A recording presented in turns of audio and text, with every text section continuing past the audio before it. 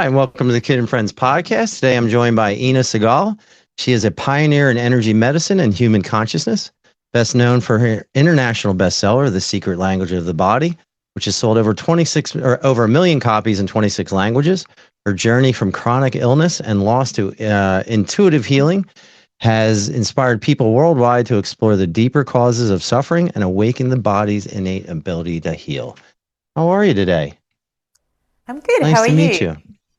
I'm Lovely good. to meet So I you. was telling you a little bit of my backstory on my podcast before we started, and I'll tell you a couple things that never made sense to me when I was younger. I never heard the word somatics, which has really entered my life in the last year or so. And if you would have talked to me 10 years ago, I would have not believed half the conversations that I truly believe now. So I've changed as a person, and I like to think I've evolved a little bit.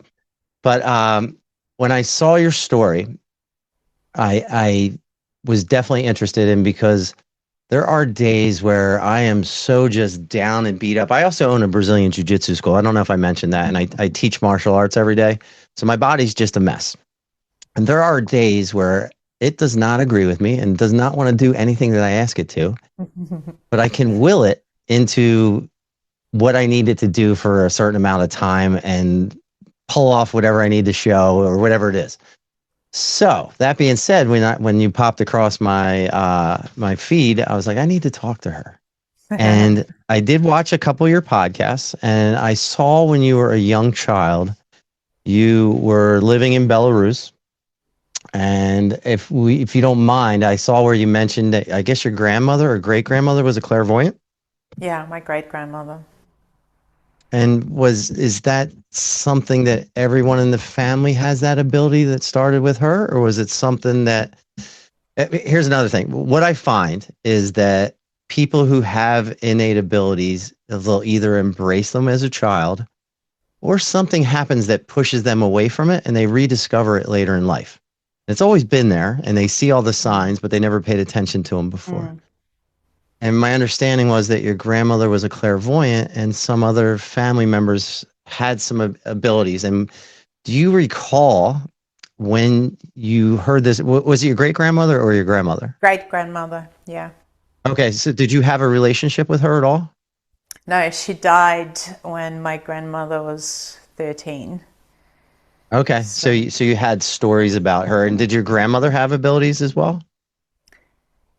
I feel like she had when she went through the war and how she survived, but Yeah. she never really talked about it until I had already awakened mine. So I never heard about her mother. I never heard about Yeah. her how she survived the war and all the Yeah. absolutely incredible experience she had of literally just knowing when the Germans would come and shoot people. Like she Yeah. just Wow. knew at she would have been 14, 15 at the time.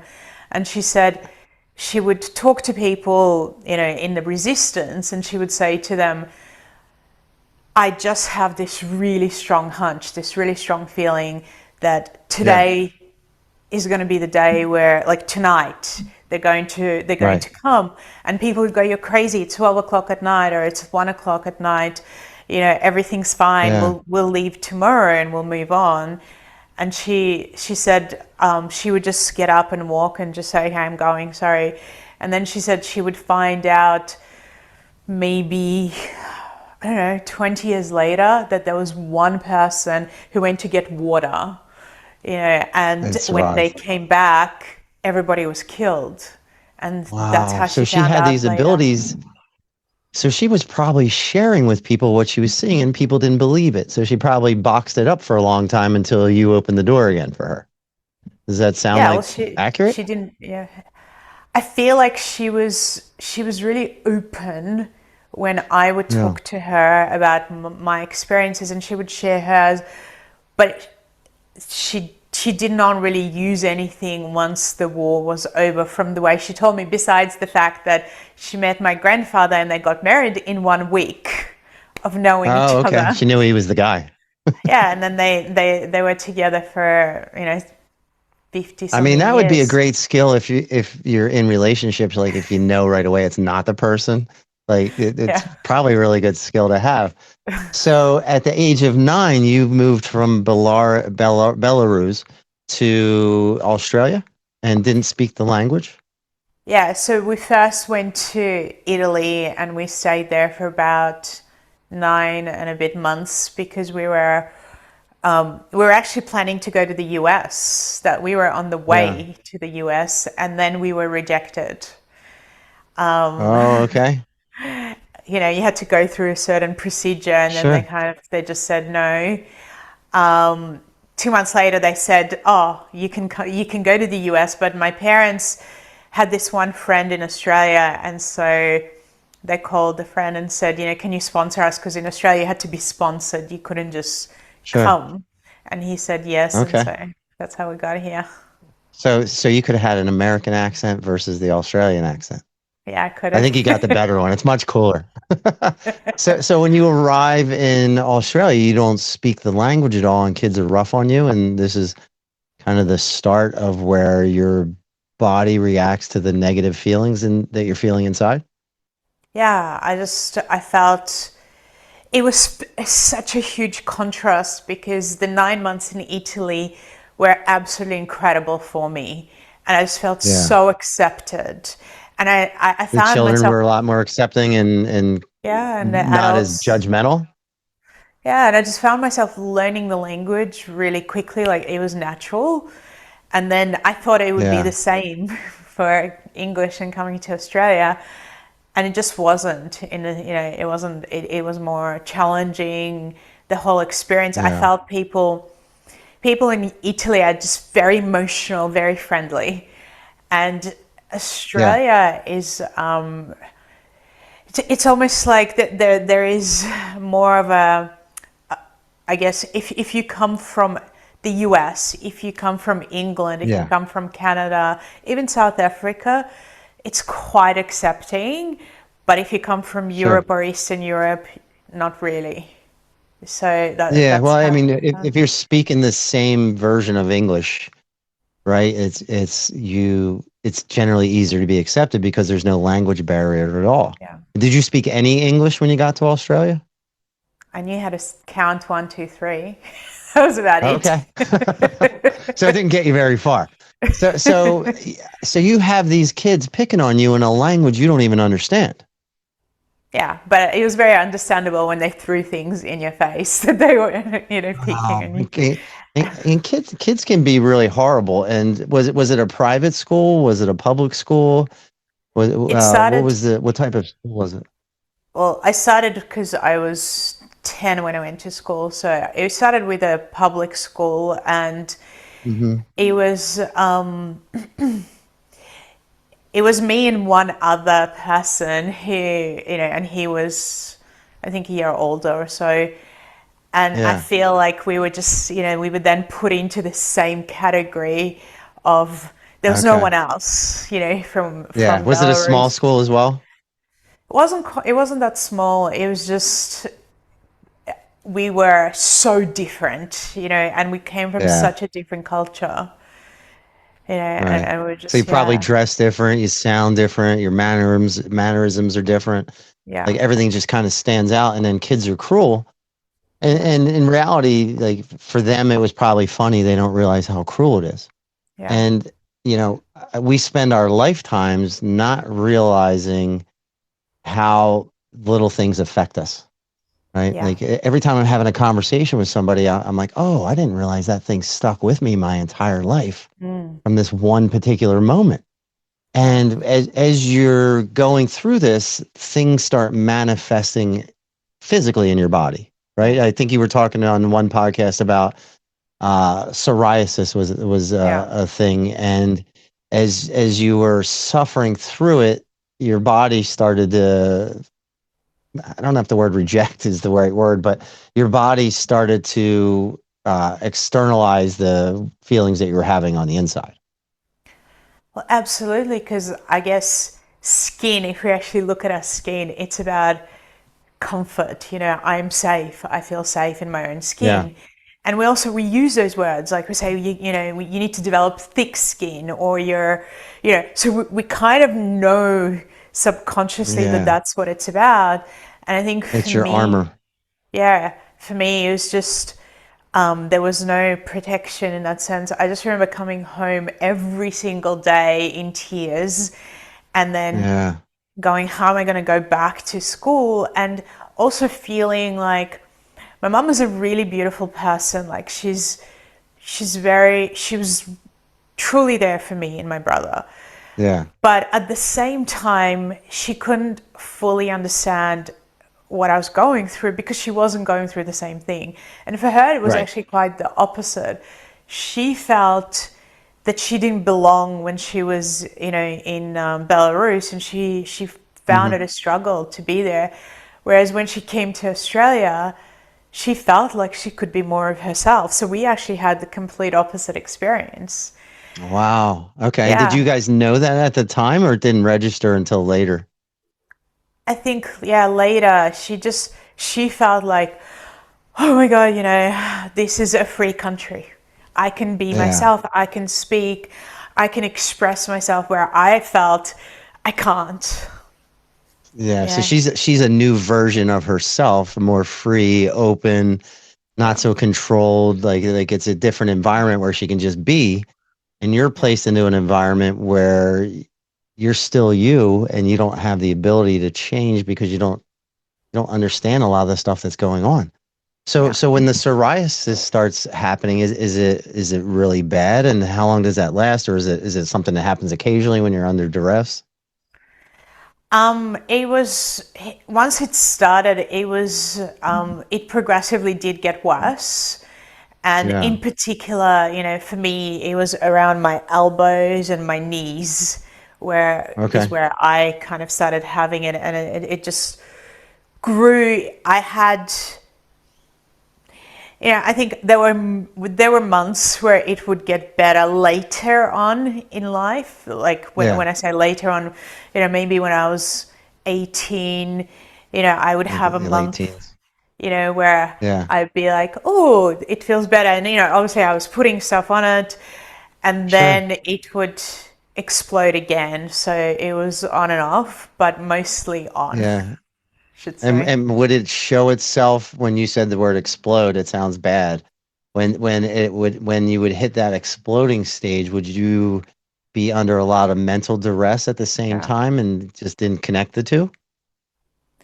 Yeah, but it definitely, and I didn't connect it just because my mom, in a way, she was very much into the medical system. So I Yeah. never Traditional had, medicine. yeah, traditional medicine. And I never really had that thought of, oh, what can I do myself? Or how does this work? If, Yeah. do I have any ability to change anything in my body? It just never occurred to me, this thought, until I met Right. my ex-partner. And he Okay. kind of went, oh, there's alternative medicine. Was he a spiritual guy? Yeah. Was that something that you found appealing? Was that one of his features that were appealing that would draw you into his aura or his personality that he was a spiritual type guy? And when that Yeah. was taking place, was he opening your eyes to some of these possibilities that you didn't experience as you were younger because you were dealing with traditional medicine, a mother who didn't understand what you were going through, probably teachers who didn't understand it as well, and he maybe saw things differently.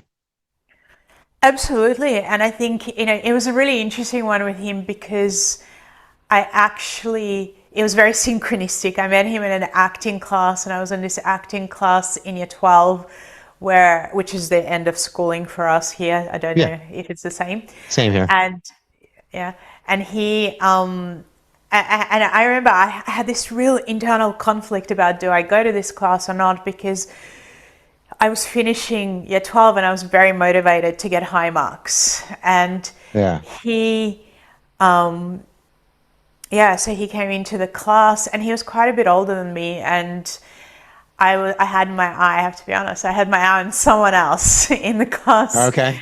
I was like, oh, and that particular day, it was actually this experience where my mum drove me to the class. It was quite far away from where I lived, And my mom was Okay. a very bad driver.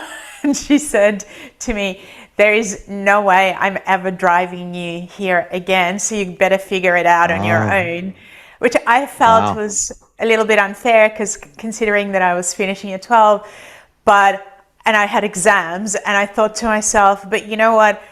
I cannot see myself getting through the next few months if I don't have this. So to me, the acting class was like my spiritual connection, even though I didn't really understand much about spirituality Sure. really at that point. And when I met, Paul at the time, he was 10 years older and he was really into kind of spirituality. And in my mind, the way that it happened was that he just kept looking and staring at me during the class. And I thought to myself, it's a little bit uncomfortable and weird. And then at the end of the class, I had, because I was going to my grandparents because there was no way to get home from where I was. Okay. It would take Yeah. 5 hours literally. So, Was he more than welcome, more than happy to drive you? so yeah, the teacher actually said, because I asked him, I said, do you know how I can get to, St Kilda, which is my grandparents' place? And he Yeah. was like, no, no. And then at the end of the class, he said, who's going near St Kilda? And Paul put up his hand and he said, yeah, can you give Inna a lift home? So he didn't actually know why. The Yeah. Peter was asking, and on the way home, he said, on the way, not home, but to my grandparents' house, he started saying things to me like, oh, do you believe in spirituality? And, So he's coming out of the gate with it. yeah, he just started saying those things. And I was like, well, I don't know. Do you mean religion? Like, what do you mean? And do you mean God? And, and as we were having this conversation, he said, well, I have to tell you something really strange. When I met you, I just had this feeling to offer you a lift home. And I just kept having this thought in my mind, offer her a lift home. And that's why I was staring at you. And I was like, oh, okay. Wow. Interesting. Yeah. Very And he could have been a interesting. scary stalker type, or Yeah. he was just a guy that I knew he wondered. needed to talk to you. And you Yeah. hope And it's the so, second one. but yeah, I guess, yeah, he then was, I guess open to driving me into the class, which Yeah. I thought was going to be really helpful. And Right.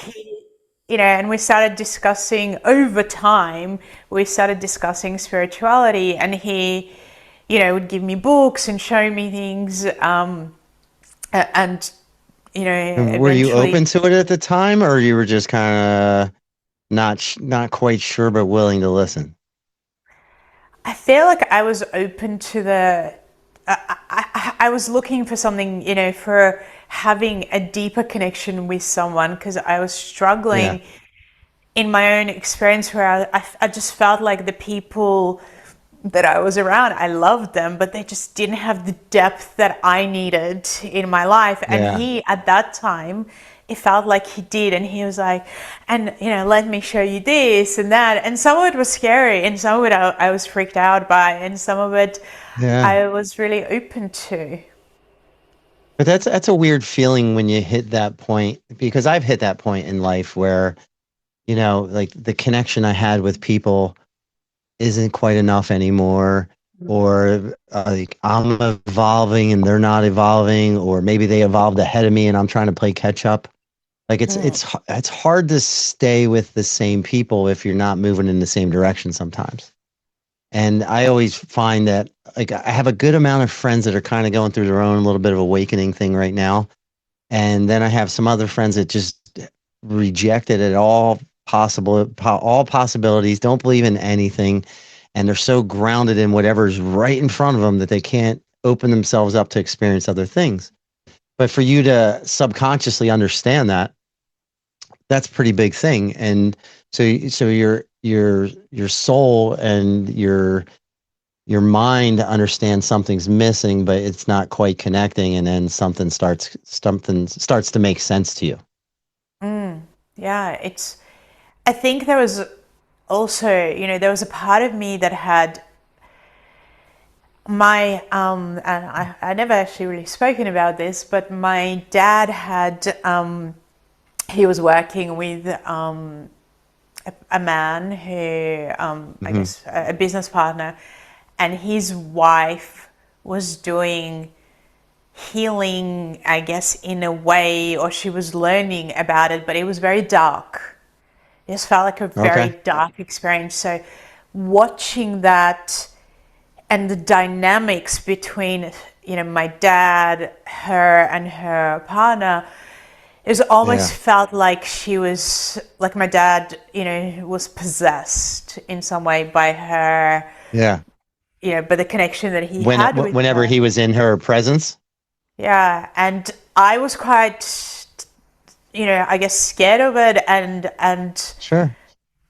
you know, um, did not understand what it was about. So there was parts of me that were open to exploring spirituality in that way, and then there were Yeah. parts that were very skeptical, very held back, because I felt like for several years my dad became a different person. When he was Different in a around good us. way, bad way. No, When not. you look back at her, it still seems dark.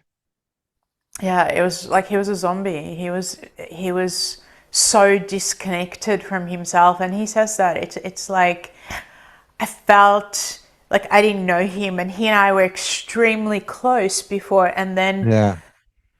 and then it was just like we were, Suddenly distant. yeah, like in conflict with each other, because I obviously we didn't have mobile phones at the time. We just had, Yeah. a home phone, and I wanted to be on the phone with my friends, Sure. or boyfriends or whoever, and he wanted to be on the phone with her, and it was, yeah, we just started getting Yeah. into this conflict, and I just felt my mum was really struggling, and she's really taking on the role of the victim because she didn't know what to do. Yeah. And so there was parts of me that were quite uncomfortable in entering into something like that because of what I had seen. Like, it was Sure. never something that was really deeply discussed. It was kind of almost like things that where people said, "Oh, she's a witch," like she's done Yeah. something to your dad, but it So wasn't. Yeah. you had a little bit of caution as Mm, you were starting to evolve and didn't really want to fully embrace it because of the fear of what you saw your dad go through. yeah. Yeah. I was skeptical. Wow. Yeah, that's pretty interesting. And then so as he's opening your eyes, you eventually get married and you have some experiences with a child and everything, and that devastates you. Yeah. And the, is that something that puts you in a place that's really hard to come back from mentally? I guess I felt like when the child died that it was the first time in my life. I mean, I struggled and I'd had pain, in my life, Yeah, but this was a different type of pain. This was a sense of I want to experience death. Like, I just want to die. I don't want to be here. right. And it actually happened around the time of my birthday. And so I remember saying to my mum, I'm never celebrating my birthday again. It's like, Yeah. I cannot And what was celebrate. it, a miscarriage or a stillbirth? What It was a exactly happened? I'm stillbirth. sorry if Yeah. I have to ask. No, no, it's Okay. okay. It was a So stillbirth. Yeah. and it's tough. I have a really good friend of mine. I actually have my oldest daughter's from a previous relationship, and her mom and I are really friendly. And she had twins, and she was in her ninth month of pregnancy, and they both passed away inside of her, and she had to give birth to them both. Yeah. And her describing that to me, like the miracle of birth is beautiful in its own, but the miracle of birthing a child who has already passed is one of the most horrible things I had ever heard anyone describe. And it took her a long time. I don't know if she ever went to therapy, but I knew it affected her on such a deep level. In the same way that you're talking about, where you have this expectation and you start thinking about the life that you're going to live with this child and all these wonderful things, and you're connected to it. You feel it in your body, you do all this other stuff, and then suddenly it's gone. Yeah. And then you have to go through the process of finishing the birth, whether it's a C-section or the traditional way, and knowing at the entire time that the result is negative. So that Well, has I to didn't be an know. incredibly. I didn't know. Oh, okay. So Okay. I only Oh, found okay. out So, once it, wow. Oh, happened, that's and there horrible was too. no, yeah, there was no sound, and Yeah. the the nurse just went, "Sorry, I'm sorry," and I feel like in that moment I went, "This doesn't happen in Australia. I've never heard this before. There must be Yeah. something really wrong with me." And the feeling and the depth of feeling that you connect with, in that moment, because it's almost like, how, I remember thinking, this happens in India, this doesn't happen in Yeah. Australia. I mean, it does Right. obviously, The but I had no medical's too so idea. much better, right? It shouldn't happen. Yeah, yeah, And so you go from this potentially beautiful moment that will yeah. change your life Mm. to an absolutely devastating moment that changes your life in another direction. And then does that manifest in your body physically as well? One of the Like things obviously that the mental was, part, but like the yeah, physical.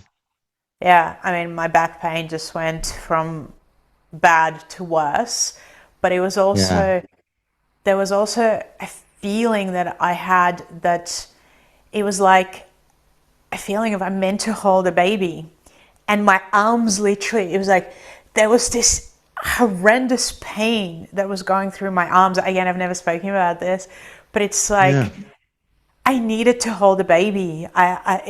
It was not just mental. There was a physical aspect where I remember going, I don't know how to be. I don't know what to do with my body. Everything Yeah. hurts physically, And but this is after you're out of yeah, the hospital, you're starting to have these yeah, feelings.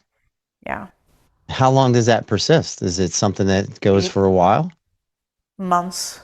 It was months Okay. of And feeling and that. so as you're going through this, where do you start to find healing? And where do you start to make a connection between the emotional things that are happening and the physical things that are as a result of the what's going on internally? Well, for me, there were several parts to it that happened. Yeah. I started by going to see the psychologist, and I remember having this conversation with him and him saying, "What do you want? Like, what do you want to experience?" And I just said, "Death. That's what I want to Yeah. experience." And he said, "Okay, are you for real with that?" And I said, "Yeah." And he said, "There is actually a workshop that I really think you should go to." And I remember thinking, Hmm. honestly, I cannot think of anything worse than being in a group of people when I'm feeling like this.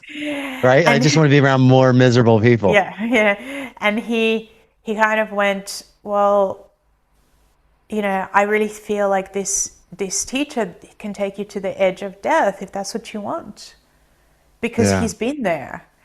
And I went, "Fine, when is this?" And he said, "Today." And I went, "Today, where is this workshop?" And he said, "It's about five Yeah. hours from where you live. Why You have is to everything drive." 5 hours away in Australia? And I literally, at that time, my partner and I just said, "Okay, fine."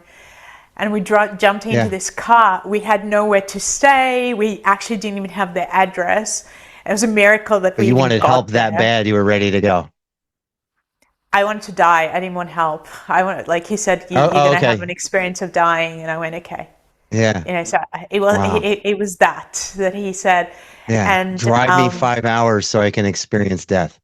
yeah, Wow. yeah, And what's Paul's reaction? He's like, I'll take you and yeah. He was like, if you need to go there, okay. all right. And Wow. we get there, and it was like Friday night, Saturday, Sunday, and we have people walk around for the first those few hours talking about their experiences, because I walked in and I was like, I'm the biggest victim. I am, like, this is the worst thing that could happen to anyone, and I'm struggling Yeah. with pain as well, and so at the end, the teacher actually says, does anyone need to stay somewhere? And I was like, well, yeah, we've got Yeah. nowhere to stay, because now it's too late to find a hotel. It was, like 10:30 at night, and Yeah. we hadn't even considered it. And he said, is there anyone who can, who's willing to take you in, so to speak? And Yeah. this lady put up her hand, and it was me, Paul, and another guy there. And she said, yes, come, like, I've got enough room in my house. And I remember going to her house, and we started having conversation again. I'm thinking, this is, I'm the biggest victim here. And Right. she starts telling me her story. And she basically tells me that she had a child, and the doctor was trying to turn the child and broke his neck, and the child died. Oh man. And then Wow. she had a 2-year-old who got cancer, and then she had a 16-year-old who had just been raped, and her husband left her. And I was, Shit. and I just sat there with my eyes open, going, how are you still alive? And how are Yeah. you so nice? And how are you allowing random people into your house? Was this woman, was this not her first part of this group? Was she already a part Yeah, of the she group had for a been while? there like, many times. Okay, so she was already going through some healing and not meeting somebody who's suffering trauma for the first time that's at the same time, Yeah, right? So she's already a yeah, little ahead of you on the healing yeah. path. Okay. And I just remember, like, I found it really hard to sleep that day, because I felt like, when I was born, I almost died as well. So I actually had a cord around my neck, and the doctors had to kind of hit me for me to Wow. leave. And they told mum that my mum didn't know for the first 7 days if I was alive or not, or like what was happening to me, because they took me away from her, and she really Wow. struggled with it too, because I had difficulty breathing, and it was like these dreams of having this cord and being suffocated were coming to me at the time. And While you're at this then, person's house. and then we got to do this exercise, the one about dying, which was essentially, you had to be in a group of people, and you had to imagine that you're going to this island, and you're with everybody on the boat, and then you realize that not everybody can survive, so somebody has to Yeah. kind of be thrown out of the boat for the rest of the group to survive, Right. and because otherwise everybody sinks. And you had to fight for your life, so you had to go round, and you had all these rounds where you went through, like, why should you be the one to survive, what are your skills, what are and I was the youngest out of everybody who was, on Yeah. this boat, and I was thrown out because I wanted to experience it. And, So and you were the then, one volunteering to pass yeah, so the rest could yeah. survive. Well, you couldn't volunteer. That part of the group was that you weren't allowed to volunteer. But I was, I think I was You got to find a convincing, way to piss everybody off. in a way where I was definitely thrown out of the boat, and then you had to kind of sit there in the middle of the room for everyone who had gone, and Yeah. you had to really feel into abandonment and rejection and what that was about for you. And it was Wow. pretty tough. But I felt like when I came back out of it, I'm not going to say I was healed in any way or form. In Sure. fact, in some ways I felt worse. But in Right. other Because you're ways, connecting with old thoughts and feelings that you probably didn't remember, like the cord yeah, around your neck and stuff like that. You probably yeah, have a all flood of this, emotions and thoughts. yeah, Like yeah. it's opening up a dam. It was. And so I came back, and there was also this sense of my life, well, how easy was it for me to kind of be thrown out of that boat? My life is not really worth it. Yeah. So there's a lot of that, and I really felt like, in one way, it was this like very intense, emotional experience. In another way, I just felt like I was kind of sinking, and Mm-hmm. there was also an experience where I had, even though I was struggling with my health, and I really was struggling, I felt Yeah. that I needed to get out of Australia. Like, I wasn't coping here. Like, I wasn't coping Right. with people There's daily telling nothing me but bad stuff. things happened to you in Australia. Yeah, and people just, like, all of a sudden, coming to me and saying, "Oh, and I know this person who had 3 experiences like this, and I know this person who had this many," and I was just like, I cannot cope with this, and Yeah. so I ended up, I guess, in some ways creating with my family, just convincing them, in some ways to help me to go on a trip back to Italy. Because I was like, Yeah. I don't know how Because I'm going to Italy's your heal safe without it. spot. Yeah, it was my safe place. And I have to say, it was a struggle also because I Yeah. saw all these women who were on the street with babies. And I Right. remember So you're kind of reminded going, constantly of yeah, what happened to you. yeah, I was like, how is it that they have, they're given that opportunity, and there was this sense of like, well, God's abandoned me. If there is a God, I've Yeah. been abandoned. And Right. You're discarded like you were from the ship, but on a grander scheme. yeah, yeah, and I felt like I could not trust in life. It was Yeah. one of the hardest things was to come back and trust. Now, I didn't tell you one of the things that did happen was that when I had the baby, and I just remember staring at the ceiling. I was in shock. You know, Yeah. I was in absolute shock. And at one moment, I felt, or I saw this angelic looking being. And she came, she kind of came close to me and she said, don't worry, you're going to have two children soon. And she Is showed me this why these you're two in the children. hospital still? Or like, where are you Yeah, when this is I was happening? in the So hospital. as This the is, right after the stillbirth, yeah, yeah, you have an entity visit you and tell you yeah, something else. yeah, this might have been within an half an hour of it happening. And, and I couldn't put it to the fact that I visualized or imagined something like that because I was not in no state for, Right. self-created type of thing. And so Yeah. there was a part of me that's gone, okay, maybe I could have children, and maybe I could Right. trust. But then another part of me saying, but why did this happen? And you know what, like I feel Yeah. abandoned. And so it was just So that really, really spirit shows up conflicting. to maybe comfort you in some way, telling you that, there's still hope for you as a parent Well, and that something else is happening. And do you acknowledge it at the time, or is it something yeah. you look back on and recall? No, I acknowledged it at the time because I found myself feeling extremely calm for about 3 hours. Yeah. So, and I was walking, I remember, going to the bathroom and saying to Paul at the time, saying, I feel like there's a reason for this happening and I'm going to help Yeah. people in the future. I don't know how I'm going to use this experience. Like all of that went away 3 hours later. But that first Sure. 3 hours, it was like, I was at peace. Yeah. Yeah. And was it And male or female? it felt The female. entity. Okay. It felt And was the more child like male or femme. female? She said both. You're going to have a boy and a girl, but The yeah. one that was stillbirth, was the Ah, stillbirth but a it was a female or male? boy. A boy, Okay. yeah. I was just curious. I was wondering if maybe the spirit was the child. It was curious.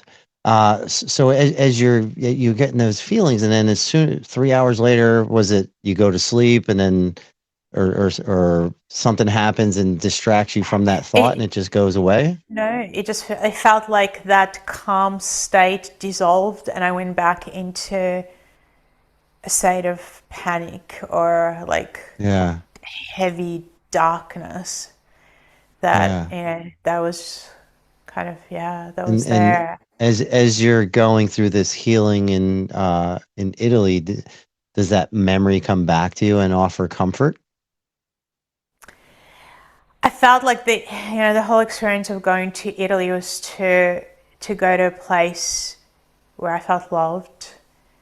And I think, Yeah. it was that thing of, especially because I had gone and to that, course and I felt fully, abandonment and rejection. And Yeah. Italy was like, and I went back to where I had lived, and actually couldn't even, I didn't really have much money as well, and couldn't find Yeah. a place and ended up, I think, sleeping on the beach, that night, which wasn't the best Wow. for my physical body So because you're by yourself at this time. You is no, no, Paul left I behind in Australia?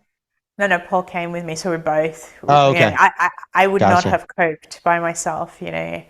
Yeah. Even just the pain levels at different times, you know, I would, because I had really bad lower back sciatica that would come and go, but Yeah.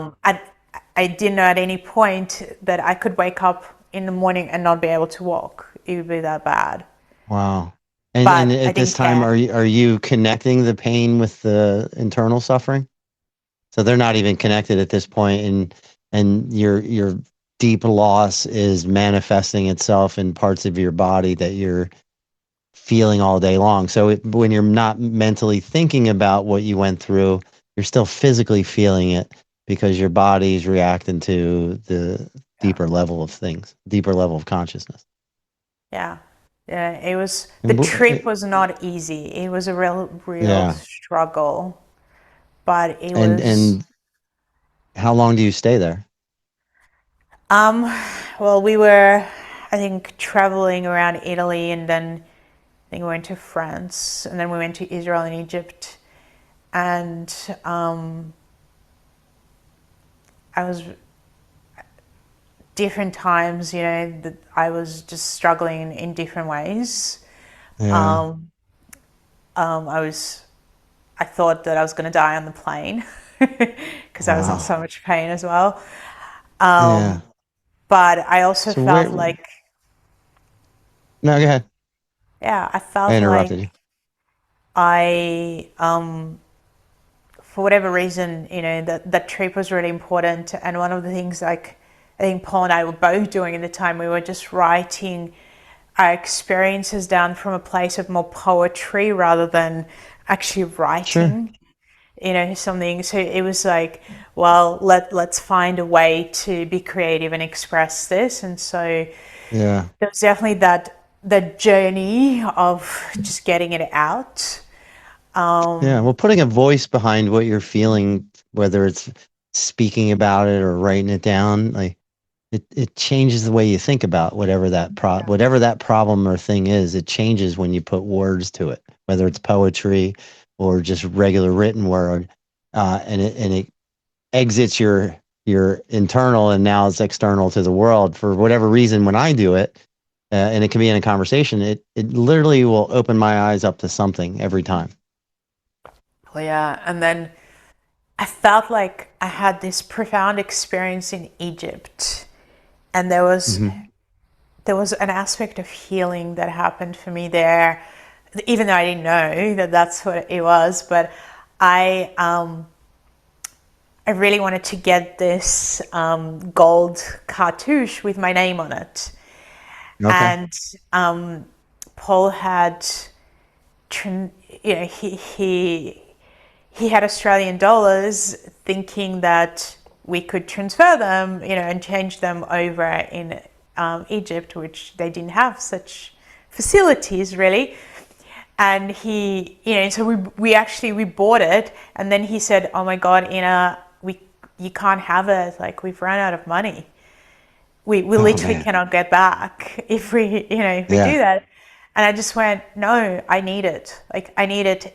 It's almost like my name in a different way. You know, it's a rebirth in some way. I don't know. I just need it." Yeah. And It's like and it's like you mentioned the word rebirth. Like yeah, it's opening another version of yourself through just the renaming of yourself in a different language. yeah, it was just such a strange thing. It was like I knew I had to have it, and he said, "Well, Yeah. okay." And it was funny because this guy who was selling it came up to us, and Paul was saying to him, "Look, we're stuck," and he went, "Sorry, but you know, no, like you have to take it." And Paul said, for whatever reason, he looked at it and he said, it looks like one letter is just a bit off. And I don't know how he was seeing that Yeah. because it was in hieroglyphics.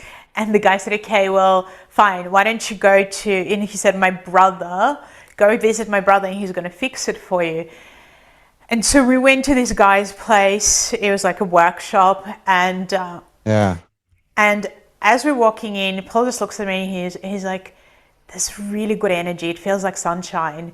Can you feel it?" And I was like, "I don't know, maybe." And so we get Yeah. in and we're having conversation with this guy, and he said to me, so, because he's like, you look really like you're struggling, like you're sad, is there anything, This is you the want to share? stranger, the brother. Yeah, who's fixing this, this cartouche, Yeah. this letter.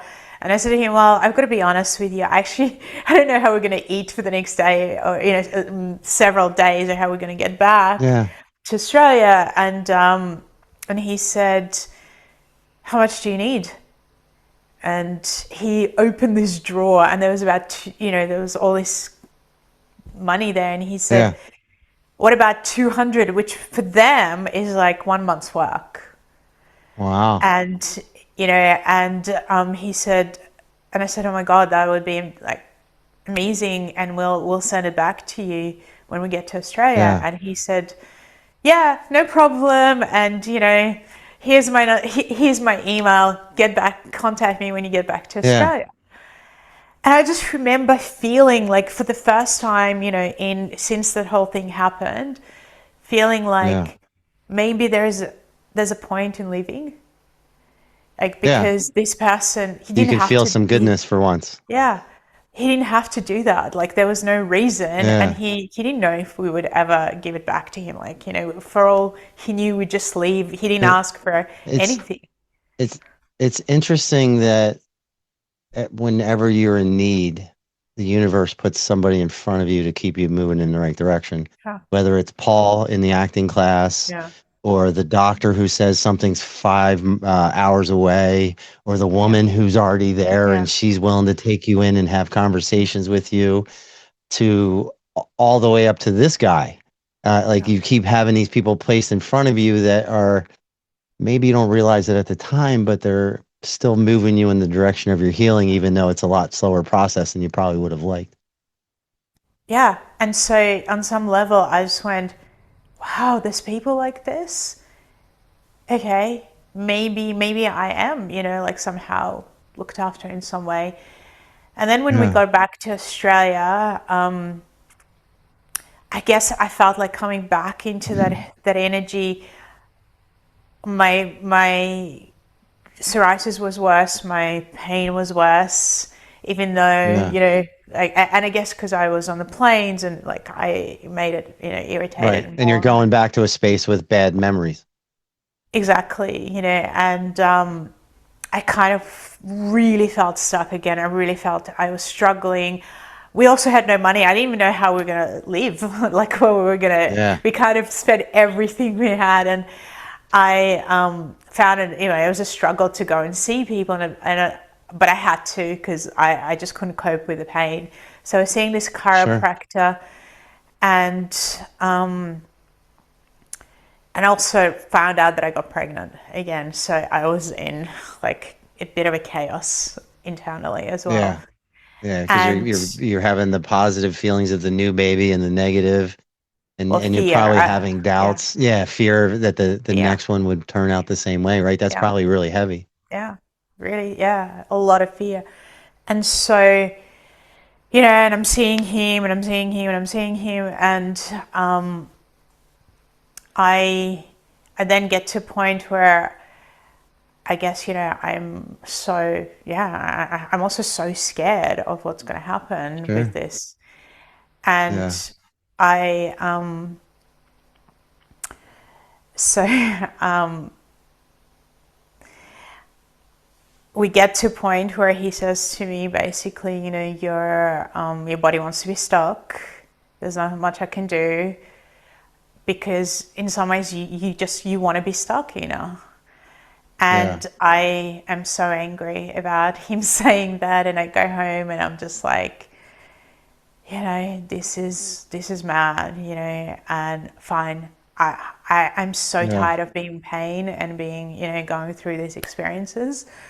I'm I'm gonna heal myself, and I kind of need to, because the previous pregnancy was horrendous in terms of pain. Hmm. And I mean back pain, not just the giving birth. Yeah. Sure. Um, and I don't know if I can go through it to this degree Right. again, Yeah. this close. as well. Yeah, and if you don't change the way you're looking at it mentally, you're going to suffer through it again.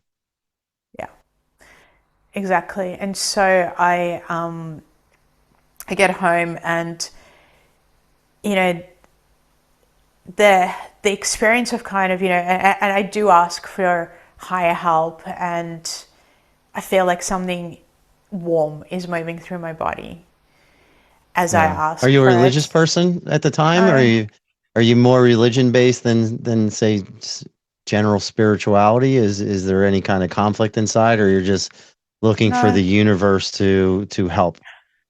Yeah, I'm much. I was more in the I don't know what to think or believe or trust at this point state, Yeah. but I I felt like I asked from desperation. Like if there is Hmm. something that can help me, help me, Yeah. and not necessarily expecting much.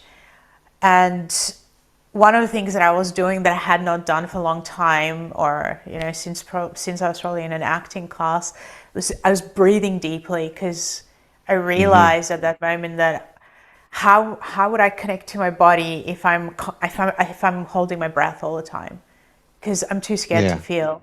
And I was like, fine, what is this about? Like, I'm so done with just running around, and like this is just directing my life completely. And Yeah. I so I end up just having this connection, Yeah. and and Is it one of those types where you're deep breathing, maybe not in a meditative state, but where you're self-analyzing your body and feeling everything that's going on? Like yeah, what's the yeah, feeling that you're having is because and I haven't never really done the somatics type stuff, but I know like the other night I'm sitting in the shower. I hurt my knee in the kids class in my Brazilian jiu-jitsu class the other day. I have a bad knee and I showed a technique and I gave the wrong leg to my partner and I hurt my knee in front of the kids class and I just suffered through it and I didn't say a word. And I got home, and for like the last 5 or 6 days, like that injury has manifested itself throughout my entire body because I'm so focused on it. I'm losing sleep, like everything's bad. The other night, I stood in the shower and I just had the hot water coming down and I was breathing. And I just sat there and I felt every part of my body. I realized my shoulders were stiff and I had to open my shoulders up because I was slouching. My neck was like I was bent forward at the neck, and I started realizing that the what I'm feeling in my leg was manifesting itself everywhere. And I yeah, did a self-analysis kind of a thing where I stood there and I pictured every part of my body. I was taking deep breaths and I'm like, oh, this is tight here. This is a little tight here. This is really bad over here. And I was able to work through some of it. I didn't know if that's what your experience was like, but I mean, your a lot of your physical pain is manifested through mental pain. And are you able to start to work through like the connection of like, okay, this is why I feel this way? Because for me, it sounds like you've spent so much time running from the issue yeah. that now you've turned around and you're looking it straight in the eyes and you're like, something's got to happen here. Well, it didn't happen exactly in that way. I was feeling it for sure. And Yeah. then it was almost like, when people talk about, I was counting backwards from 30 as well, because my mind was not positive about this whole thing. And Okay. there was this moment, like there was this space, and people talk about the space in between. And I really felt this space, and it was almost like it expanded. And in that moment, this thought, and it was just this random thought that occurred into my mind, and it was like, I wonder if I could see my spine. Like, I wonder if I could see my back. Yeah. And it was like, it almost felt like this thing happened where I literally could, where I could see it. And I kind of, I got a fright. And then what occurred for me personally was that Yeah. this flow of insight, finally, like this flow of insight of visual, it was very visual. And this is where I went, oh my, I'm Yeah. quite a visual person. Do you know that? So it was like this visual these visual images kind of coming in, and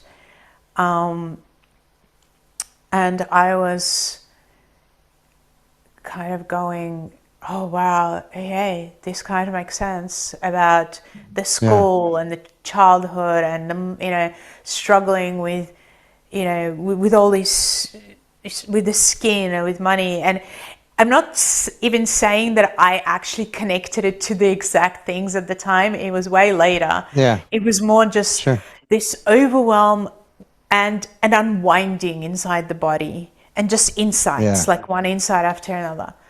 And Like then insights coming so fast, it's hard to keep up with them. there was some, yes, and some were Yeah. quite intense, like the pain I felt of rejection at school. I really Yeah. cried about it. Like I felt like it was almost like I'd been holding it for most of my life. This And you've never tension. cried about it before? I cried because, so I cried from it when I went to school, but Sure. I never kind of Right. cried from a place of,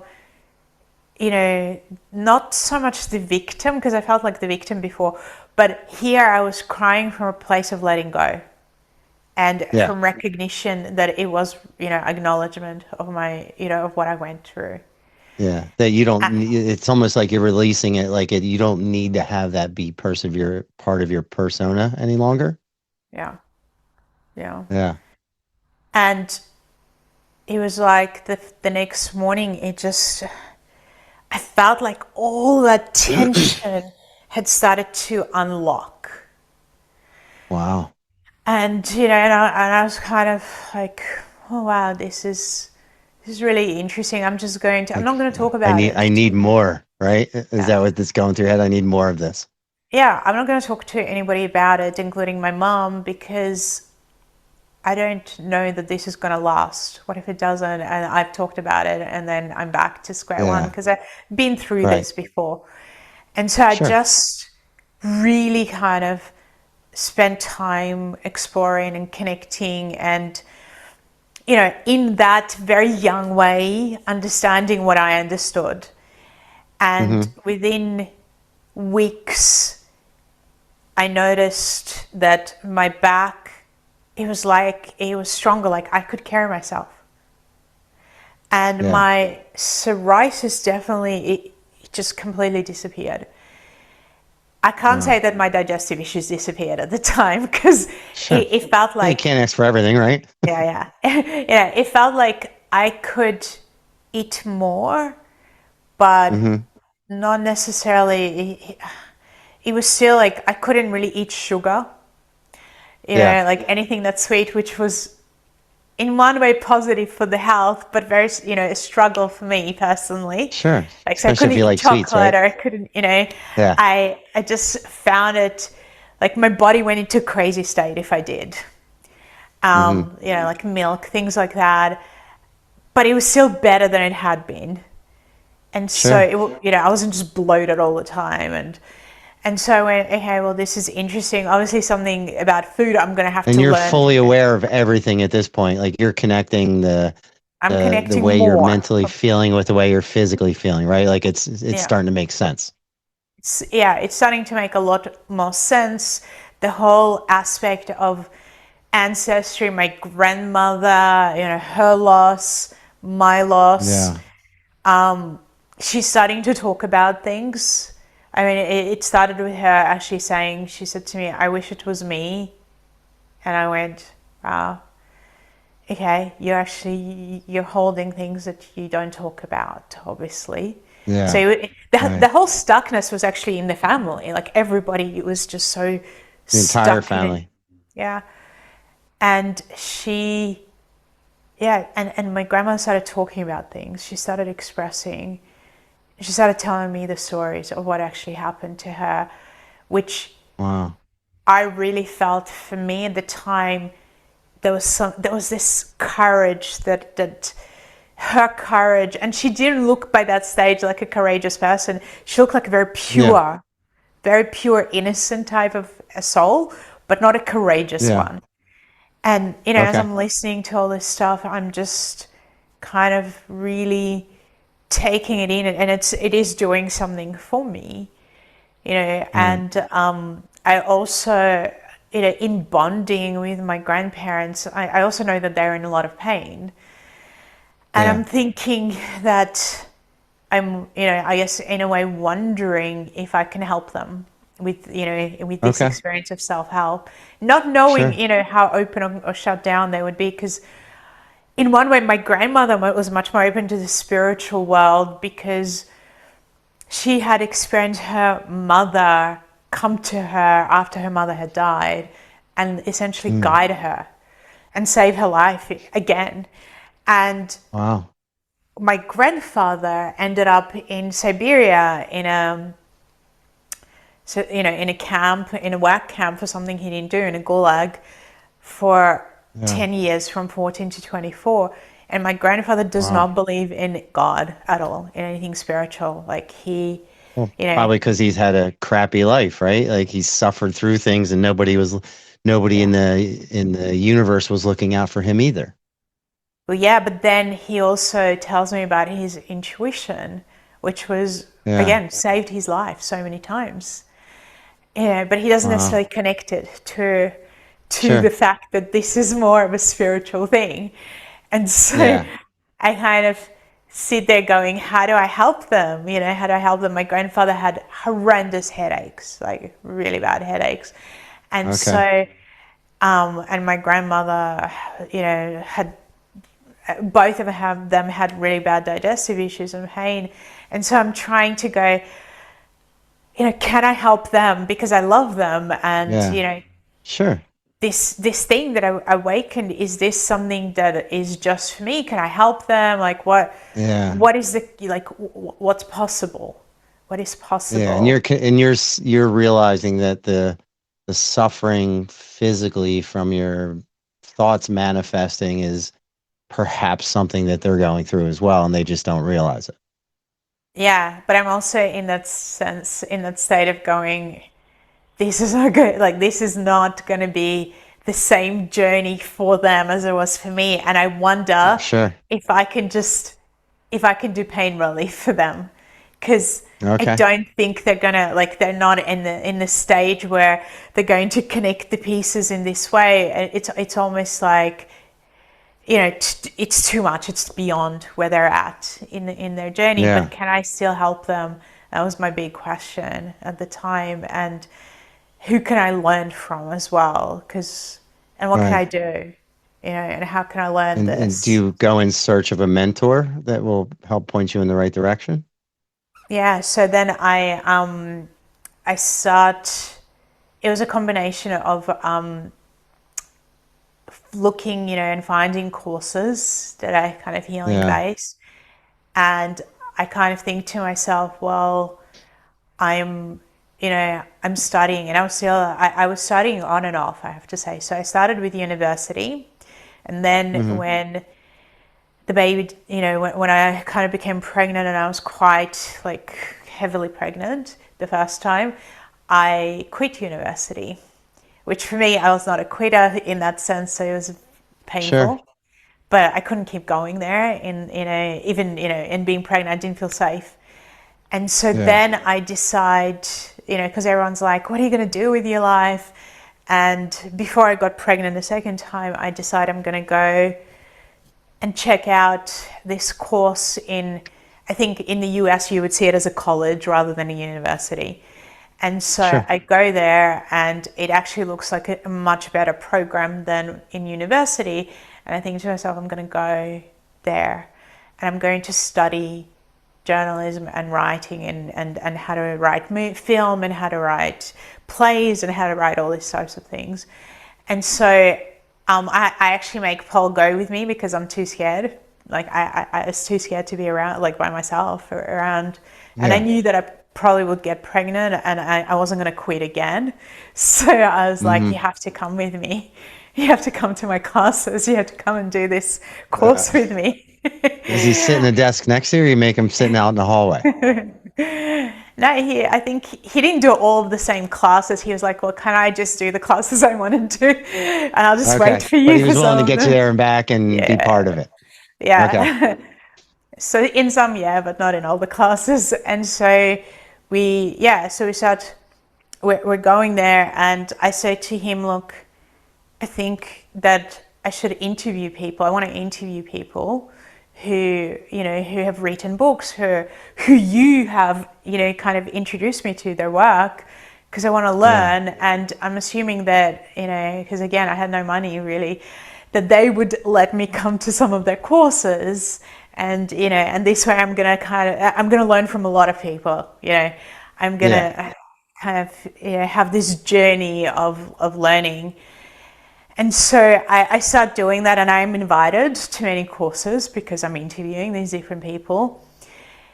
But there was one challenge that I was having, that most of the things they were teaching, and most of the people, let's say 99% that I was going to their courses or interviewing them or learning from them, with a couple of exceptions, could not see things in other people's bodies. And Uh, I realized that I could. So I okay. realized that, I could, from tuning into myself, I could now see things in other people's auras and bodies, and what was going on, if Yeah. if I wanted to, if I focus on them in that Yeah. way. If you allow yourself to Yeah, examine them like that. exactly. And that these people didn't. And so then I'm kind of watching them teach and give examples with people in the group, and I'm having sinking feelings in my stomach, like, this is unhealthy, this doesn't look healthy, this doesn't look right. But I'm really young, and I'm thinking, what Yeah. do I know? Like, who Right. am I to say that this is right or wrong? And so I start to get into this constant conflict in my mind. Do I follow what I've been taught, or do I listen to the other person's body and follow what they're showing me? And I'm Right. So literally like, you can it's, follow along with the instructor and whatever they're telling you to do, or you can allow your instincts to kick in and be more intuitive yeah, versus going off of what somebody else taught you, but versus what you're feeling. yeah. And I'm in a conflict, in a struggle with Yeah. it. And then I get to, Sure. I get to have an experience where I call up, so I call up this particular magazine, and I say to this lady, look, I've learned some techniques, and I'm wondering if we can do an exchange. And she says, what kind of an exchange? And I said, well, you give me some advertising, because I actually can't afford it. Yeah. Oh, Can't and afford anything according to this conversation. well, I really couldn't. Yeah. Yeah. I was like, and you, and I do healing for you. And she said, it's really strange, because I had sent her an email prior to that. And she said, it's really Yeah. strange. But today I wake up and I just had a sense, and I looked at my astrology or something, and I had a sense that I needed healing. And she said, you know what, I have something like, I don't know, 20 people who work for me. Why don't you do it for all of them? Wow. And I went, So now you're okay. suddenly doing a group presentation. No, it wasn't group, it was one on one. Oh. Oh. Okay. So she went like one after another. She's like, come Yeah. Yeah. for the next week, and I'll give you ads, for whatever, 6 months. And I thought, yeah, and then I could get a testimonial from the people there if I Yeah. can do it, if And I'm were good at you it. doing any of this for anyone prior to this message? I was doing it a little bit. Yeah, I had been Okay. already, definitely practiced a lot of Yeah. my family, but I had already started, having some clients. So it wasn't Okay. like they weren't the first, but it was still Okay. Yeah. early days, early Okay. days. And so I go there, but what I had not had is one person after another. So I'd Yeah. maybe would work on somebody for a day, for an hour, Right. like, and then I see Probably somebody pretty else, exhausting. a week later or 3 days later, like it Yeah. wasn't many people. And so I'm doing one session, second session, third session, and I'm really trying hard to follow what I'd been taught. Yeah. And as I'm following it, I'm getting more and more feeling in my stomach that this is not right. And I'm Okay. thinking to myself, So your body's manifesting yeah, like what's it's going literally on in your true. head. Yeah, like to a point where Yeah. I'm about to throw up, and I'm like, you have to make a decision.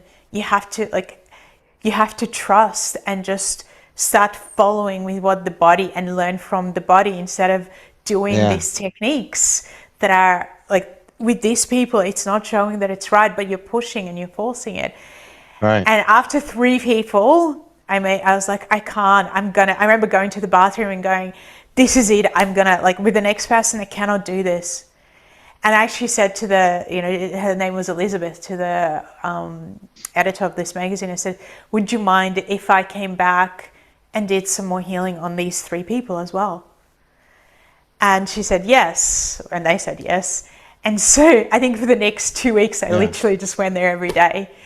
And Okay. some of them had once I stopped doing this thing of like doing things exactly how I was taught and actually really Yeah. listening, I felt the most incredible freedom, and it was like I could do this forever. I love this. This is Wow. amazing. I'm learning, like every moment I'm learning and I'm following, and people are saying, oh, this feels so much better. Oh my god, I feel amazing. Oh, I'm feeling this release.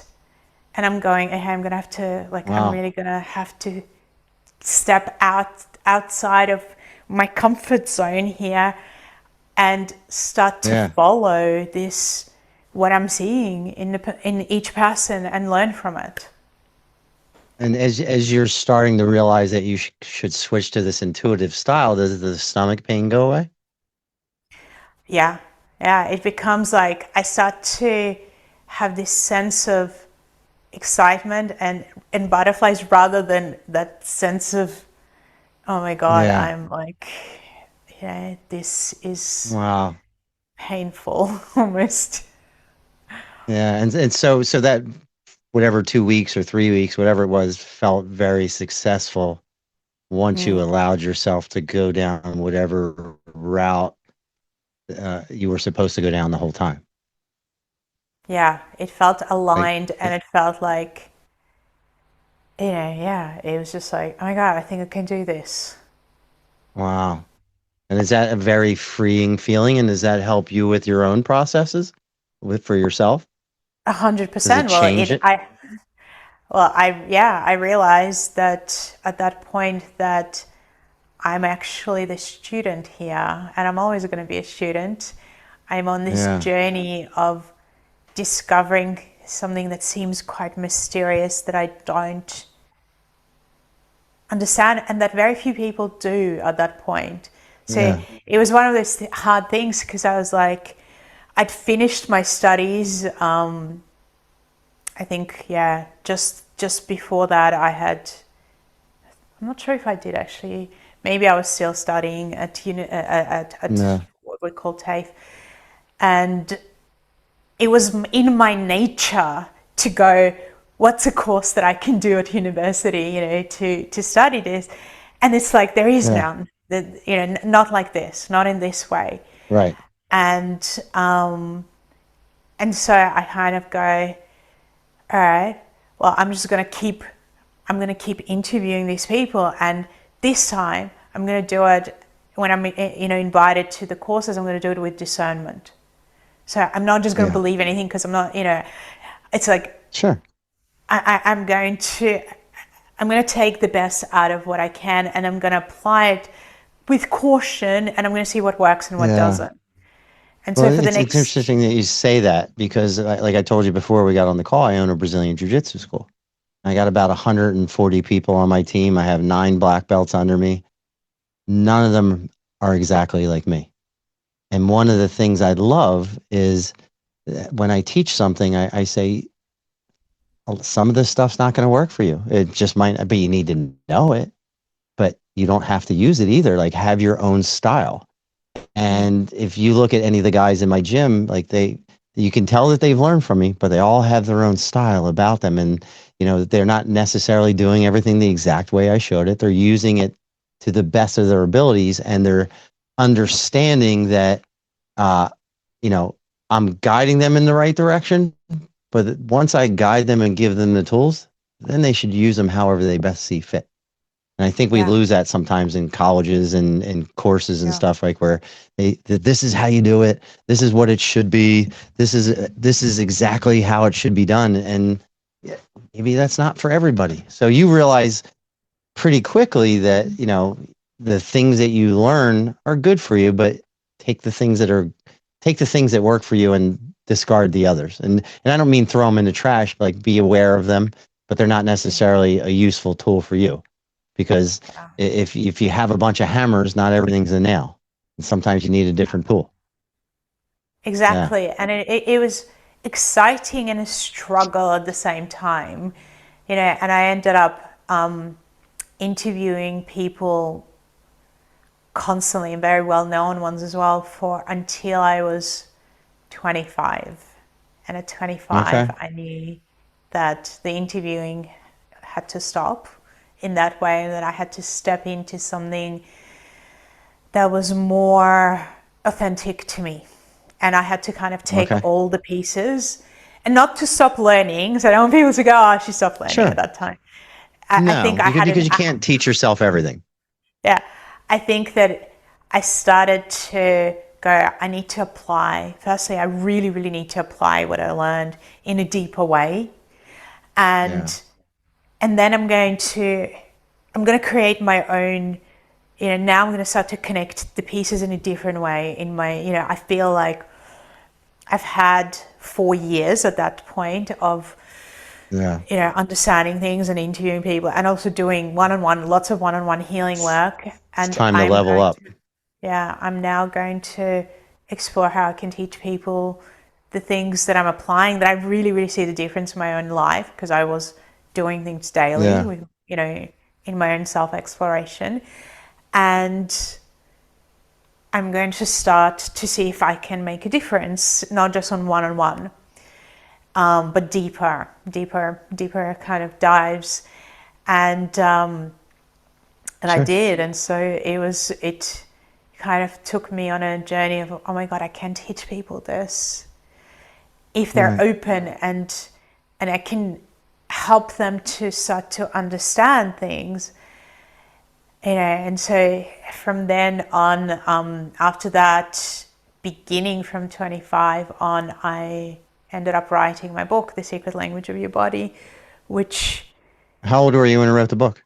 26. Was it? So, Oh, okay. yeah, So yeah, you it's have a lot of 26. stuff that happened from 18 to 26. Yeah, I don't know how I wrote it, because I had two little babies at the time, like two really young Yeah. children. I was, I had a pretty thriving one-on-one practice with a lot of, like, I had nurses. Like, if somebody asked me, out of all the people that come and see you, like, who are the main people, and it was literally like nurses, teachers, Yeah. and kind of like psychologists, and a few It's interesting doctors on here the and there. nurse level because they're dealing with physical stuff all day, and it's not necessarily a connection with the mind. And I've noticed in the last few years that there are a lot of nurses who are also holistic as well, where you're starting to see a blend of the holistic healing and the physical healing versus. Hold on, Can you hear me? we had a little freeze. Yeah, there was a freeze. Yeah, yeah. So I only You were heard a frozen few with your words. eyes closed in the middle of your drink. So- So the question was, like, you're seeing a lot of the holistic and physical healing start to meet up in your practice. Well, I am, and I'm in some ways quite shocked, because as Yeah, they're coming in, I'm thinking to myself, and there's quite a few doctors that were coming as well, and I'm thinking to myself, how are they coming to me? They have studied and done all this stuff. yeah. how are they coming to me? Like, this is so weird, that they, All right. and it was a privilege. I was like, this is such Sure. a privilege. You have And all these highly intelligent people with a yeah, lot of book smarts coming to you for something that's completely outside of their normal realm. yeah. And I think I was in awe in some ways, not in awe of the fact that, that I could help them, but Yeah, in fact that they would be open enough to come, sure. you know. And it used to be funny because I would open the door and they would kind of go, is your mom here? Like, am I coming to Yeah, see because you're young. you? Yeah, because they were like, how Yeah. old are you?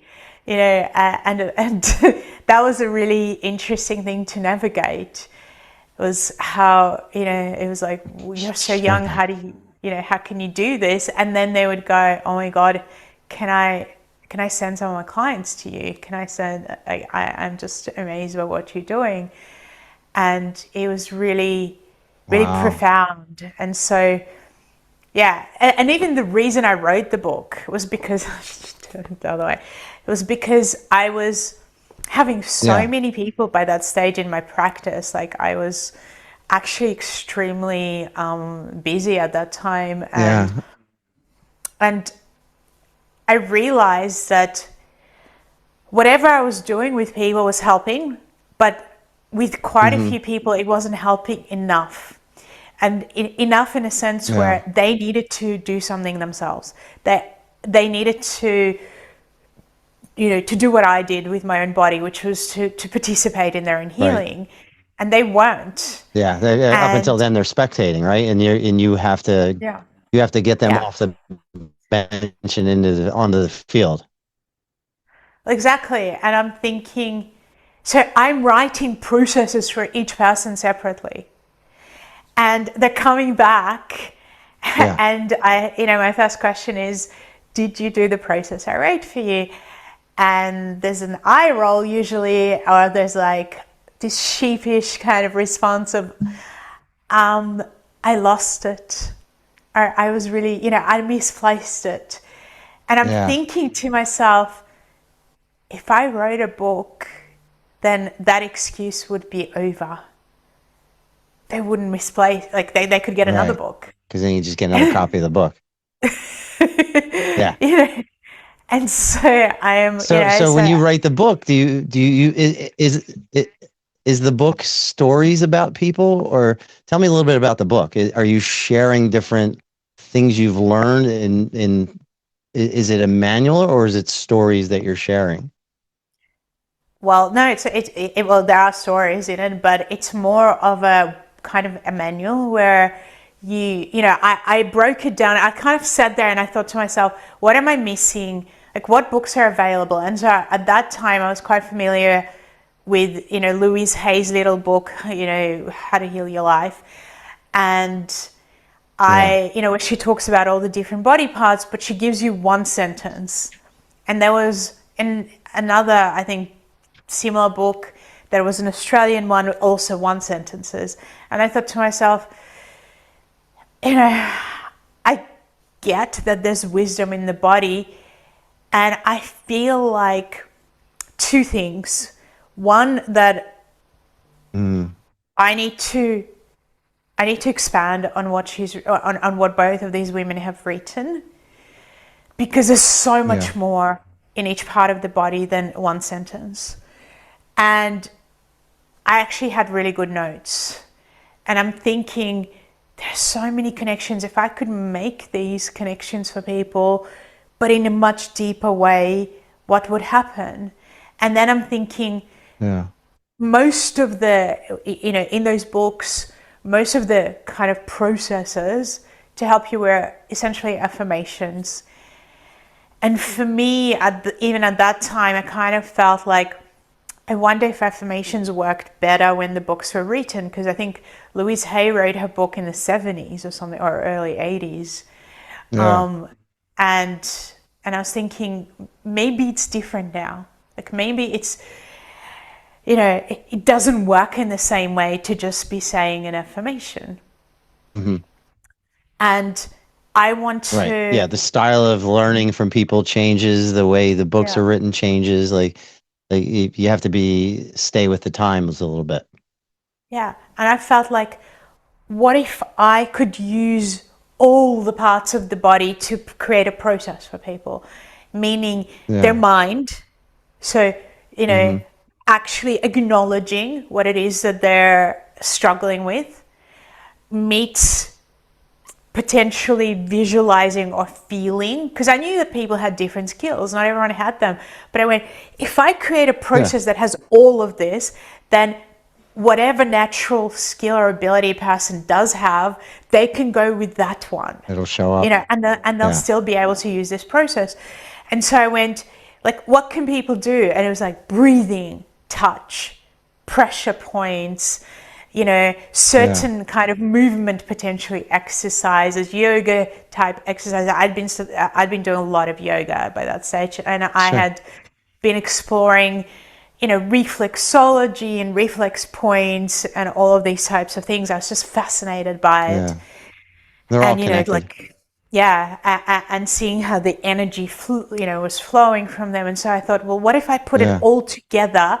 And then I'm going to talk about color, because it to me it's an energy, and you Hmm. know, and it's also very easy to use for changing your state, your emotional state.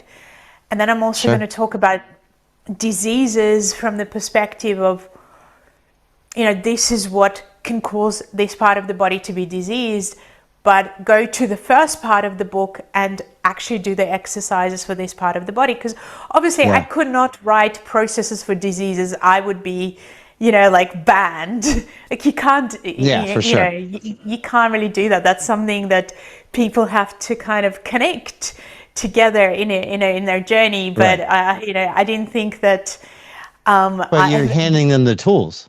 yeah, you know, and so I went, Yeah. but the disease is in some part of your body, and if you could work with your body, then you could transform your, you know, the ailment. And then I wrote about the systems of the body. So I kind of wanted to give people this whole holistic understanding. And then what I did was, because I was still, you know, so young, and I kind of felt I need to send this book out to every modality and every practitioner, you know, like kind of people who are at the top of that modality, Yeah. who can give me feedback. Because what if I did get things wrong?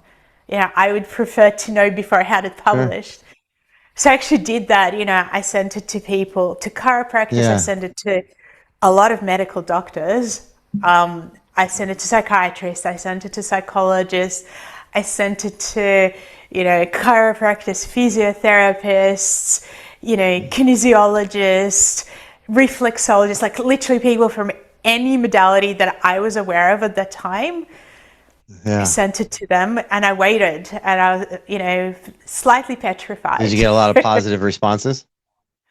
Well, I literally, every response I got was positive. I literally, you know, it's so Wow. rare. I did not get one negative Yeah. response, and some of them were surgeons, you know, who worked in, you know, in the cancer wards.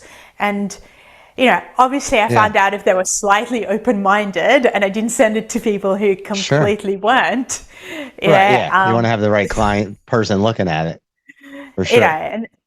and a lot of them had written books or had somehow been, you know, had talked about their more open-mindedness around it. And so yeah, I was so touched. I cried several times from just being touched Yeah. by the feedback. And I went, I think that I can put this So out now. I'm a firm believer because I obviously get to talk to a lot of people as well. I think that some people were put on this planet to suffer so they can help others. And obviously you went through some crazy dramatic stuff. But when you came out the other side and now you have all these skills and abilities that you can share with people and save way more many people than you would have in your previous state as a person, Like it's almost like all these people were put in front of you at different points in your life, still keeping you moving in the right direction. And you get to have all these interviews and conversations with people, and the people you share it with are positive, and it's almost like the suffering was placed in front of you so you could help all these people. And I don't know if you think about it like that or not, but I'm a firm believer that a lot of times that the people that are the most successful at helping people had to go through something, and there's a reason they had to go through it, and it's a grander reason, and it's to help people that can learn from what you've learned and that you share with them. And so when you're having all these positive experiences, is the book published yet? Or are you giving them like a raw copy of it? What are they Well, no, looking yeah, it at? wasn't published. It wasn't published yet. Okay. It was. I was And like, I'm not having this published until it's yeah, checked by everyone that I can think of, because I don't want to have it published and then them say, oh, yeah. you got this wrong or you got that wrong. It was like, no way. I'm And having. is it an instant bestseller, or does it build up over time? Like No, it was definitely over time. how's the reaction?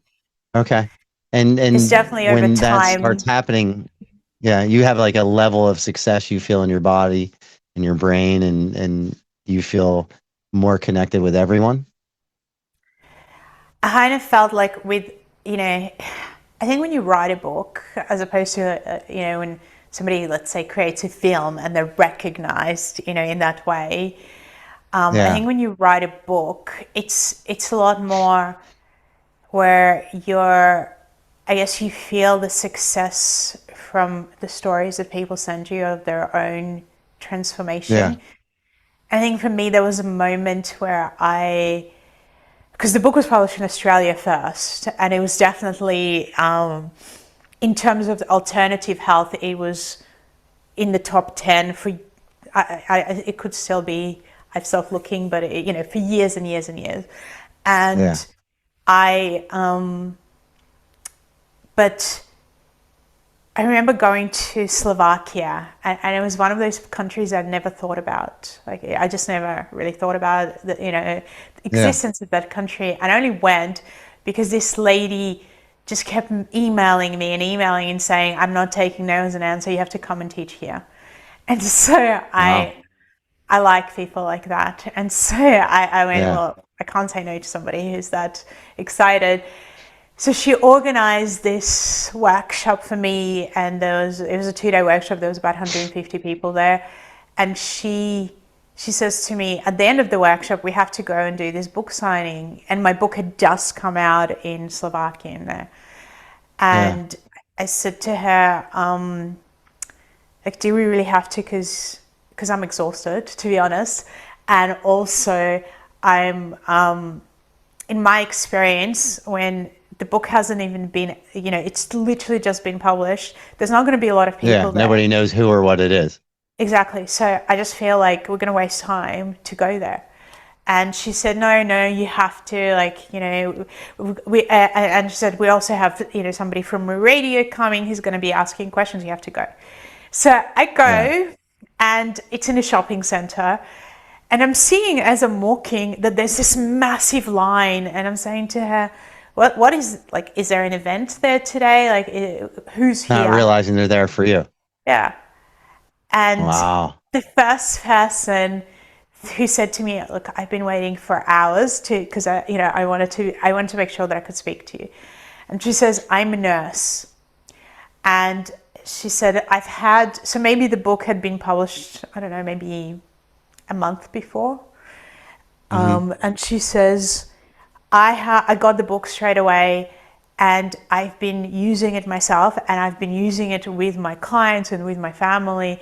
And she said, Wow. and she had tears, and she just said, "From my heart, I had to meet you. I had to thank you because it really works. It really changes people's lives." And I remember in that moment sitting there and thinking, how many people do I not know in, how many countries have I not been to Wow. where the book is, who feel like that? Right. And I know that just before the book got published, I did have cold feet. I was having a moment where I'm like, I Sure. don't know if I can just put it out there because I don't know, it was scary. It was really Yeah. scary. And in that other moment, it was like, wow, I could help people in this way. And it's just, the amount of times I've had stories from people saying, look, I literally Yeah. went somewhere and the book fell out and I needed it. Like it fell out of the bookshelf. Wow. Or, I was walking by and somebody just said, like just told me, hey, you need something and you need this book. Oh, it's just like this so many Wow. crazy, crazy amounts of stories. Like, Even like literally a day ago, I got a message, and I've been doing this little podcast series with quite a great podcast. And this yeah. lady who was interviewing me, the first time we spoke to each other, she said to me, "I don't know why, I just have this feeling of connection with you. I don't know." And then she sent me a message the other day. We were talking about my book at one point, and I said, "Look, I can get my publisher to send it, but you're in Canada. I don't know when it's going to get there." Yeah. And then she sent me a message a couple of days ago, and she said, "Oh my God, I've been seeing this health practitioner, and she said the other day, she said to me, I feel like you need this book. I feel like you need to do something from this book." And she said, and she She already had literally it. takes out your book and Wow. she goes, "My grandmother, who's 80 or something, has been using this book for years, and she's Wow. given it to me recently, and I love it, and I think it's amazing. And I just kept, getting this message to show it to you." And this is in Canada, right? And it's just like, Wow. it's just so amazing how Yeah. everything is connected. Yeah. It's amazing. I love the idea of all these people put in your life, the book showing up to people who are not aware that they need it, and you being able to help people in so many countries. It's an amazing story, and I love the fact that you came on and shared it. And if you could do me a favor, we're about an hour and a half into it. I can talk a long time, just so you know. Uh, if you could share the title of the book again, where people can find it, where they can find you, any Yeah. events you have coming, like share all that information, please. Right. So the book is called The Secret Language of Your Body, and obviously I do have other books as well, but this is a great one to start with if you're on your healing journey. And you can, essentially you can find it anywhere online, but ideally I do encourage people to go to the bookshop and see if they can get it in, just because I want bookshops to survive. So, if that Yeah, is I a love a bookshop. possibility. And so ask them for The Secret Language of Your Body. It's pretty easy to get. The publisher that I have, especially in the US, is Simon and Schuster. So they're very Yeah, they're big. big and known. And actually, last year they ended up recording. So now there's a recorded version of the book. Oh, So okay. they had that done. If people are interested in going a little deeper with me, then I really encourage them to go to my website, which is innasegal.com.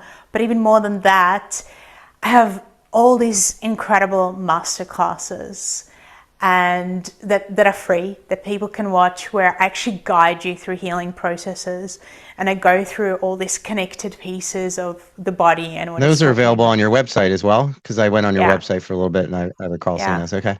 Yeah, so you'll see masterclasses, and if you're interested in the secret language of your body, you can go to Inna Segal / secret. So it's pretty easy. And Awesome. yeah, just going on a journey of connecting to yourself and what's possible. I think that's what's so Well, exciting.